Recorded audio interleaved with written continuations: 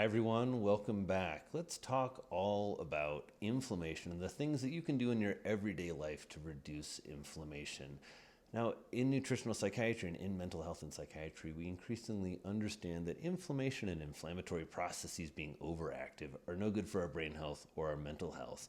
And what's great about that is it gives us some options and some hope, really, that we can do a lot to change our lifestyle to lead to more mental health, more mental fitness, less depression and anxiety. So here's one of the illustrations from my new book, Eat to Beat Depression and Anxiety. So we can go through, and the reason I wanted all these illustrations in the book is there are a lot of new concepts in health and mental health, like inflammation and the microbiome, and I really like to just put them all out there on the page so we can really try and understand and visualize them so we can make use of these scientific concepts to promote our health. So inflammation are our body's alarm system. So this is all of our immune cells that respond to infections. They respond when we're injured. The classic signs of inflammation that you'll see, if like you get scratched, are redness and swelling and heat and some loss of function. So all cells in our body have this alarm system kind of waiting and ready to ring. And that's a great thing. It's essential. But when the alarm system is overactive, that's no good. That's excess inflammation. We want to try and fight that. So let's talk about some of the things here in this illustration that contribute to inflammation. I'm sure you're not surprised. Poor diet, especially a westernized industrial diet, is really bad for our health, and part of that is how it fuels inflammation. That we generally, if you were going to design a diet that was really bad for health and mental health, you'd essentially design the Western industrialized diet. The reason is that we're eating a lot of sugars and industrialized fats, which are empty calories. There's not really coming with all the B vitamins we need, the magnesium, the zinc, the protein.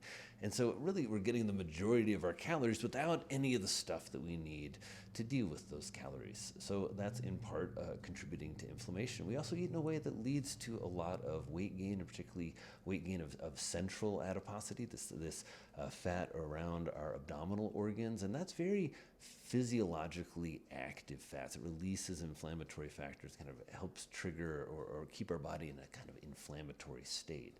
Now, you might be wondering, how does this relate to mental health? We've got another video on exactly how that happens, how these peripheral inflammatory factors influence the immune cells in our brain. But right now we're just talking about things that you can do. And there are some things like environmental toxins. It feels like, wow, what can we do? The world, the earth is getting really polluted. Well, a quick example, I had a patient once who was running a lot. They were running in New York City. They were running on the street and next to one of the big thoroughfares, and starting to kind of have some lung issues. And a simple suggestion of just having them start running in the park, or even doing loops on one of the piers where they could just get a little bit of fresher air. Now, is that avoiding all the environmental toxins? No. But we look for ways in our lives that we can decrease environmental toxins. One of the great ways to do that is looking at how you use plastic in your life and avoiding plasticizers.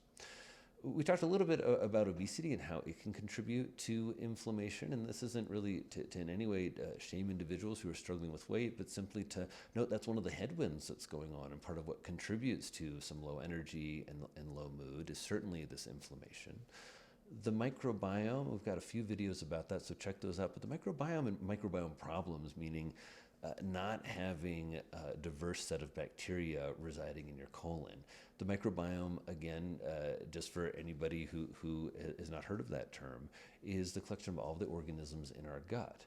We understand the microbiome has a big role in our immune system and in regulating inflammation. And so this is one of the reasons in nutritional psychiatry we're recommending more fermented foods and more fibrous foods. And there's a really interesting study from Stanford looking at that individuals adding and eating a lot of fermented foods really can improve and kind of modulate the immune system in positive ways.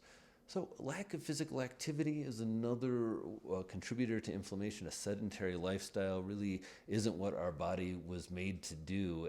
And so staying active is just critically important from an inflammatory standpoint. One, an active lifestyle filled with lots of nutritious foods, that is how people are going to stay at a healthy weight. But it's also going to mean that the process of inflammation doesn't contribute to things like weight gain.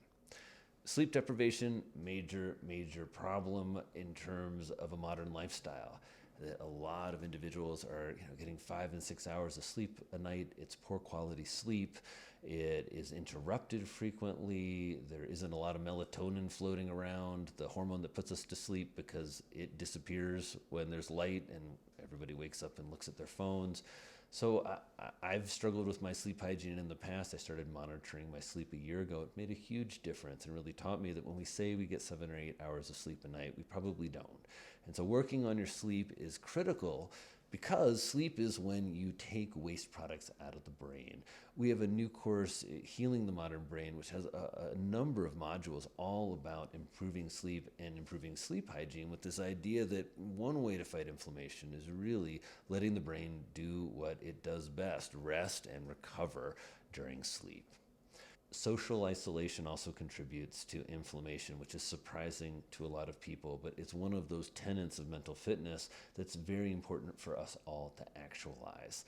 And that's to build a social network or community. These are people, friends, family.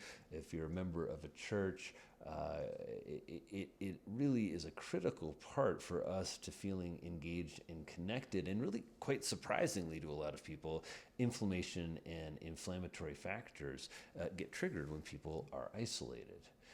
Smoking, tobacco products, or vaping them is a huge contributor to inflammation. We were talking earlier about how it's like the alarm systems. I mean, literally, you're putting smoke inside your lungs, so it's like your body's on fire, and your body does not like that. So there's a lot of inflammation in smoking. And so if you're a smoker, which a lot of people still are, there are all kinds of free resources and ways to help you modulate, decrease, and hopefully stop using tobacco products on a regular basis to keep your brain super healthy and not bathed in inflammation. And then finally, there's chronic stress, and perhaps this is the most important, but that is the stress that is with us every day, where we're tense, where we're worried, where perhaps we're kind of overreacting a lot because we're anxious and irritable and stressed. And battling chronic stress is critical to your brain health, and that's why it's important to develop tools, whether those are breathing tools, whether it's getting a partner to move your body with and exercise, whether it is learning some meditation or using music to calm you down, or journaling. There are lots and lots of different ways to deal with chronic stress. So I hope this video helps you not think about inflammation as this, scary, horrible thing that's lurking everywhere and in everything we eat, and that there's nothing we can do about it. There's a lot that you can do about inflammation in terms of making lifestyle choices that just help over time shift your body and shift you into having a more regulated inflammatory and immune system.